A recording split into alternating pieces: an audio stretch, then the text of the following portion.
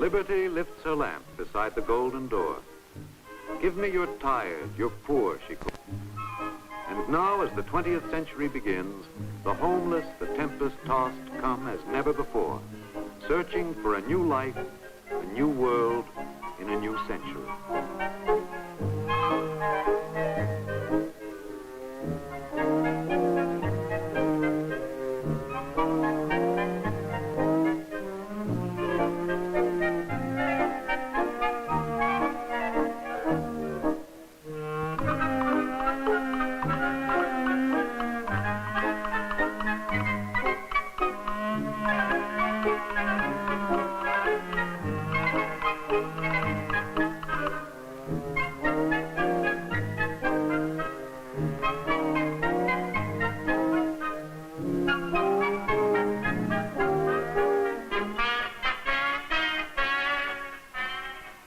Through New York's golden door they come. White men come and black men. Brown men and yellow men come. The broken and the unbroken, the tame and the wild. They find a raw and raucous city bustling and bursting with vitality and growth, like the nation of 67 millions whose metropolis it is. Here in the melting pot, the immigrant and the native merge into the American. New York in the early 1900s. Baghdad on the subway, O. Henry calls it. The wonderful, cruel, enchanting, bewildering, fatal, great city.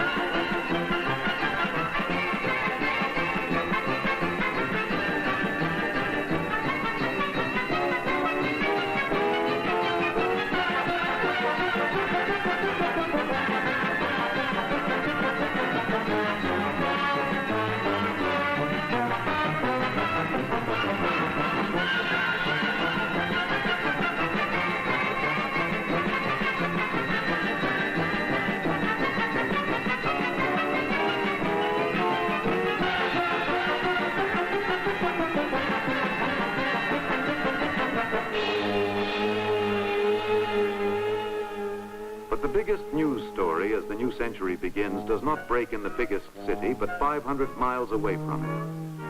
On September 15th in the year 1901, historic news comes from Buffalo, New York. The President of the United States, William McKinley, is dead. William McKinley, shot by an anarchist at the Pan American Exposition. The first citizen begins his last journey home, home to his native Ohio.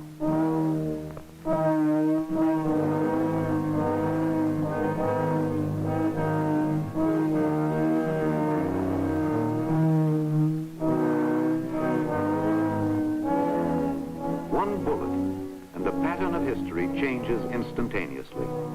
The high place left vacant by the murder of the mild McKinley is filled by yesterday's vice president, today's explosive chief executive, Theodore Roosevelt of Sagamore Hill.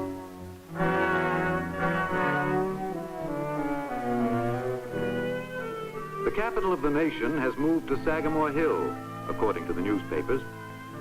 The Roosevelt House at Oyster Bay, Long Island, becomes a new executive mansion, a placid, rustic background for the dynamic human being whose personality will mark an age in American life.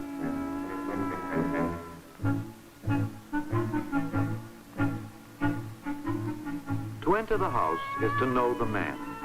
Many-sided, colorful, unconventional. A lieutenant colonel of his own Rough Riders in the Spanish-American War, and hero of the assault on San Juan Hill. Harvard graduate and Dakota cowboy. Naturalist and big game hunter. Formerly police commissioner of New York City, governor of New York State, Assistant Secretary of the Navy. A man with a love of life, love of people, love of action. And now, by a fluke of fortune, 26th President of the United States.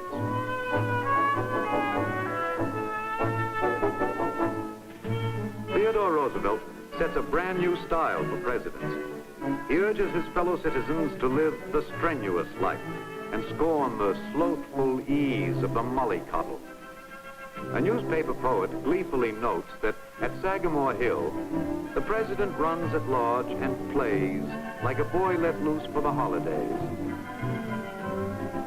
Down there by the bay, he gets his rest in a strenuous way.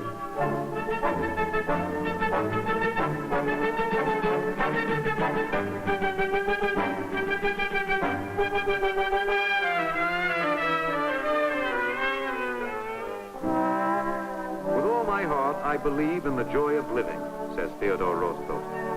He has what he calls a rattling good time being president. Just being Theodore Roosevelt, a Yankee Doodle dandy, and millions share the fun of it with him. He's Teddy, TR, the Colonel, and his countrymen use his own favorite word to describe him, bully.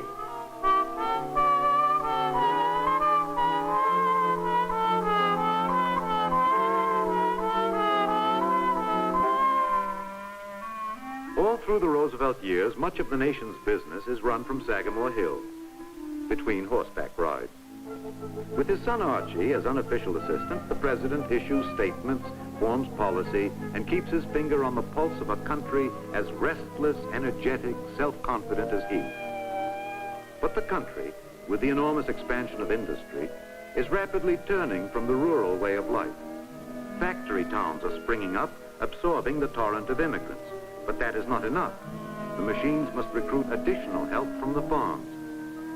The full dinner pail is a Republican slogan, and there are more full dinner pails than ever before.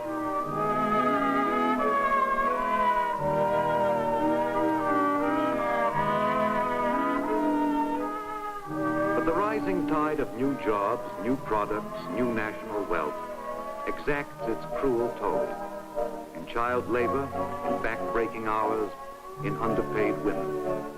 The abuse and degradation of human beings by the machine.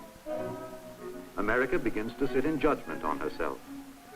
With the spread of mass production comes a crusading cry from writers, from labor, from politicians, from all enlightened leaders for social justice and reform to keep pace with the increasing mechanization that is revolutionizing American life and living.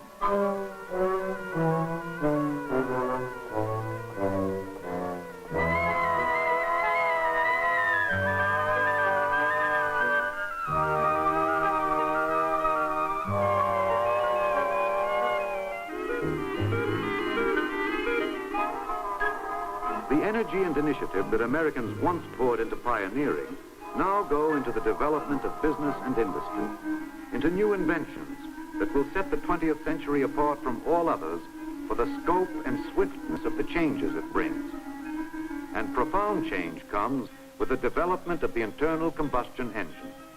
The internal combustion engine mounted on wheels to form a portable fountain of energy. The horseless carriage, the gas buggy, the automobile.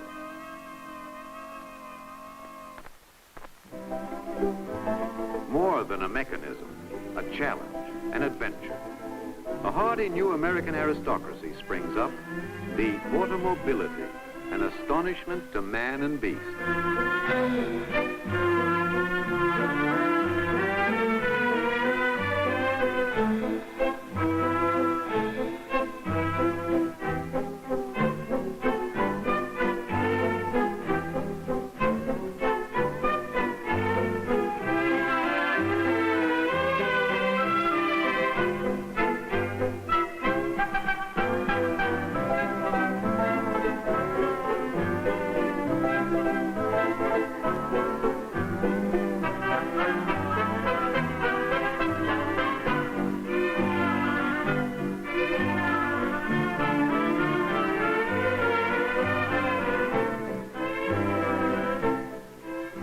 Begins as a plaything of the rich and sociologists roundly denounce it as a picture of the arrogance of wealth.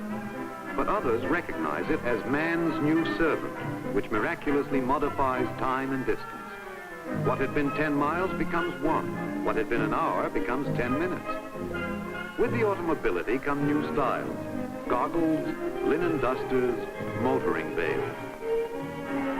You've heard the old familiar line, the cart before the horse, but now it has changed to suit the time, the cart without a horse. Some say that autoists who tear along at 15 and sometimes even 20 miles an hour should be locked up. But, says Mr. Dooley, the comic philosopher of the day, don't you think a man who owns an automobile is punished enough?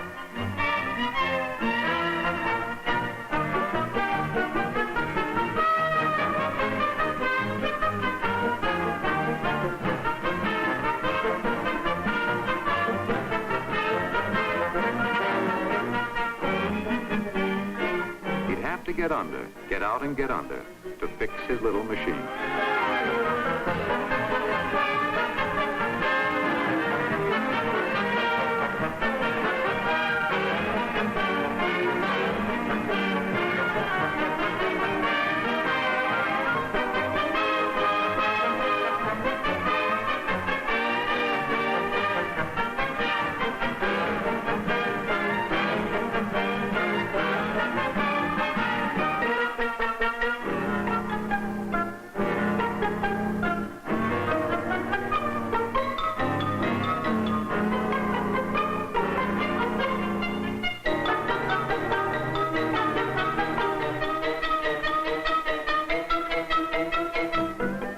It was not an American who invented the automobile, but it is the Americans who make it into one of the most significant inventions of all time, by means of the assembly line, interchangeable parts, mass production. From a single factory in a single day come 1,000 efficient, cheap machines. A revolution in daily life spreads through all levels of society as the automobile becomes available to every man, in city, town, and farm.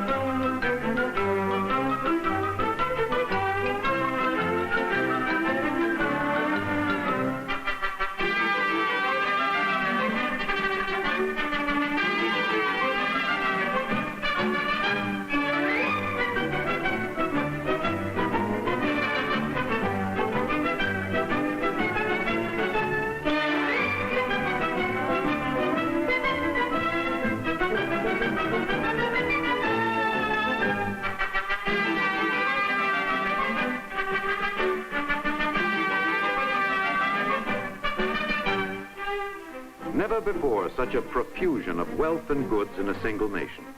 Never before such a diffusion of wealth and goods among its people.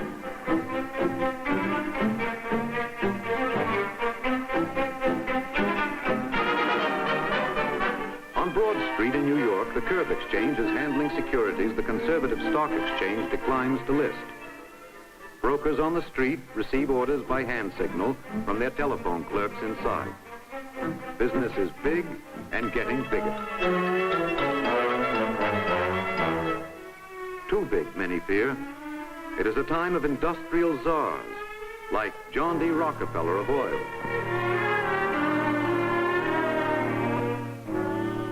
Andrew Carnegie of steel, J.P. Morgan of Wall Street.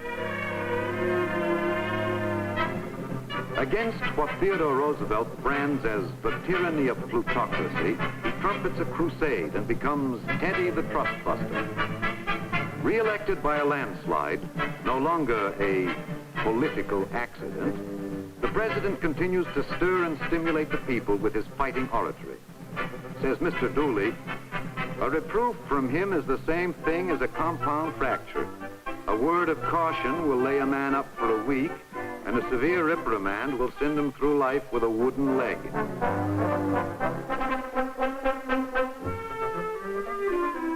It isn't all oratory. He expands the powers of the presidency. He builds the Panama Canal. He battles for the conservation of America's natural resources. And among his followers, from cowhands to scholars to Boy Scouts, he kindles an enthusiasm that leads one of them to write, "I'm glad I lived when he was president."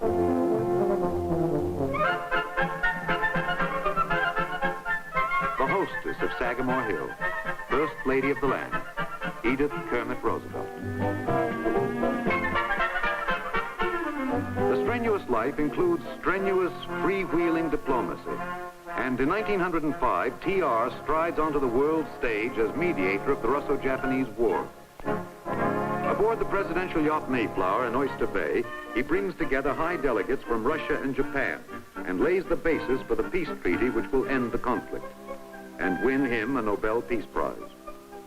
For all his international dealings, the president has a motto: speak softly and carry a big stick. And he has a big stick, the great white fleet he helped create, ready, as its admiral says, for a fight or a frolic. In 1907, the president sends the fleet on its first round-the-world cruise, which he considers his most important contribution to peace. Since the Spanish-American War a decade ago, the United States has had overseas possessions to protect. The ships serve notice.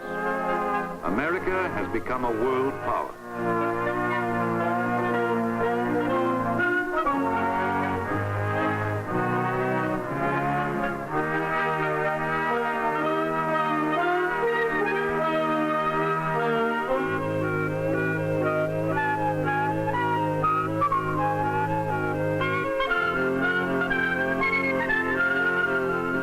Even the library at Sagamore Hill reflects the drive and scope of Theodore Roosevelt's personality.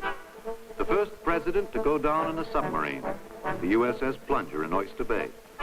The first president to test the Wright brothers' fantastic invention, the airplane. An adventurer in all things, Roosevelt is restless and eager in mind as well as body.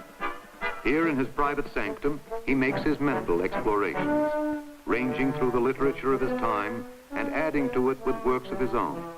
The Winning of the West, Ranch Life and Hunting Trail, and many another volume. No contemporary author of significance escapes him. Booth Tarkington, Henry James, Edith Wharton, here he touches minds with them all.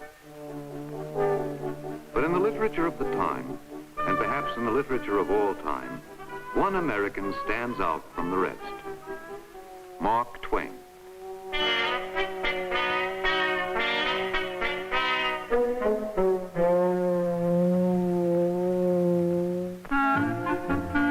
Samuel Langhorne Clemens, whom all the world knows as Mark Twain, creator of Huckleberry Finn and Tom Sawyer. Now the grand old man of American literature takes tea quietly with his two daughters. But around him hovers the aura of an earlier, earthier America, when he piloted steamboats on the Mississippi.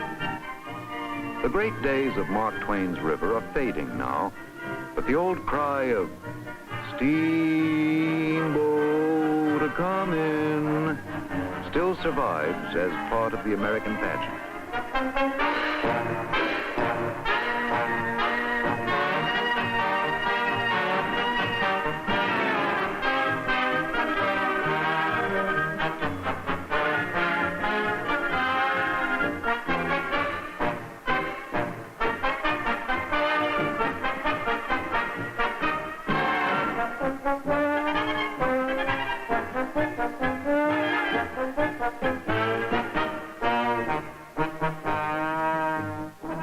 Another American pageant survives and flourishes.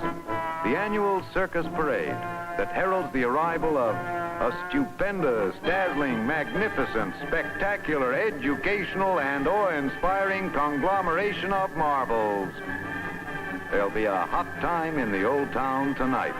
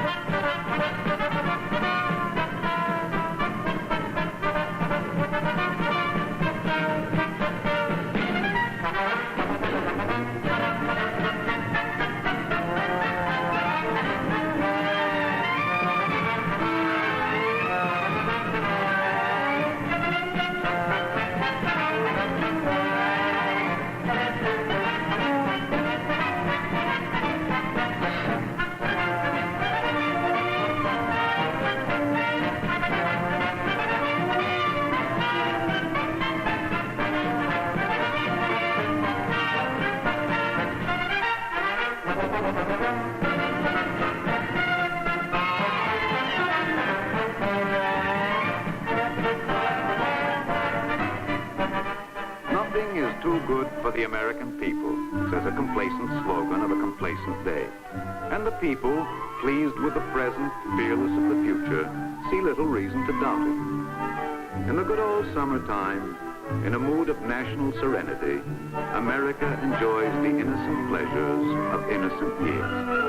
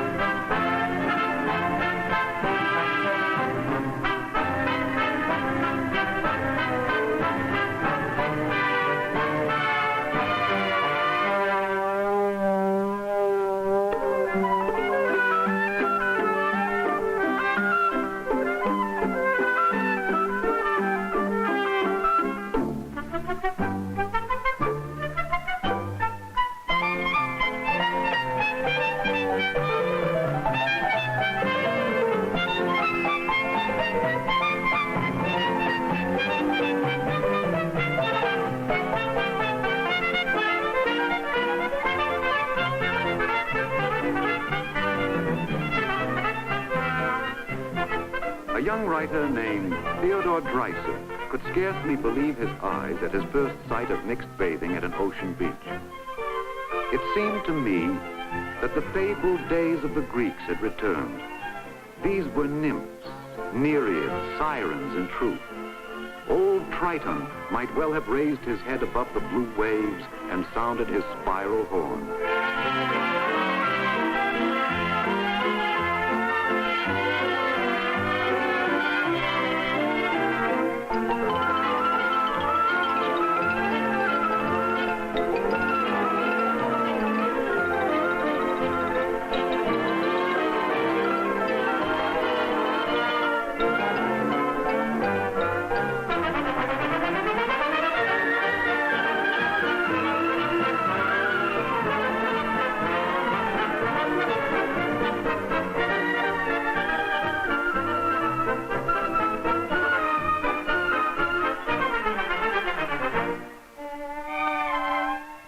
pleasure, more freedom, more fun. And more people escape by the new electric trolley, by the new subway, by the new automobile, from town and tenement to new places of excitement and exhilaration.